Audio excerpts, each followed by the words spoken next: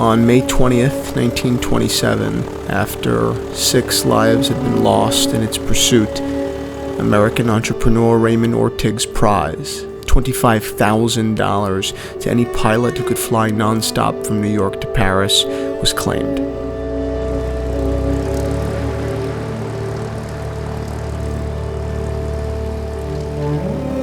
It was claimed by an American aviator from Detroit, Michigan.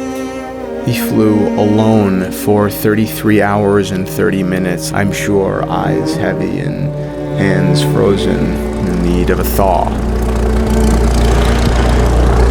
His name was Charles Lindbergh.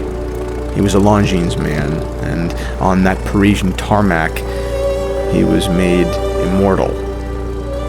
Thousands came out to watch him land. It was global news immediately. What do you think that did to the world? How many Americans went on to become pilots after that, went on to grab the yoke, to feel the wings of their craft bank around them?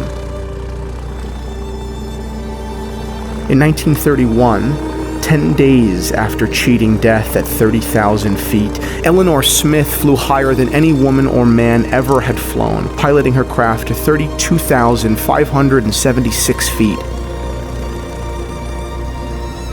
On her wrist, a watch by the same name. She was 30. How many young girls do you think needed that? Needed to see her dominate, to reach the top of the world, to become, just for a second, the most important speck in the sky? Think about the impact on a generation of women and their perception of possibility. In 1938, Howard Hughes took only 3 days, 19 hours and 14 minutes to circle the northern hemisphere.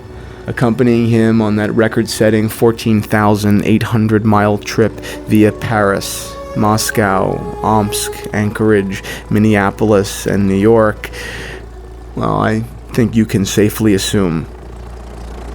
Who wasn't curious and consumed with envy? Who didn't want to step into Howard Hughes's senses just for a second, to feel the breathlessness at 105 knots, to be reminded that they're flying in a metal kite, to know what it's like to take that long blink and slow exhale when they are finally weightless?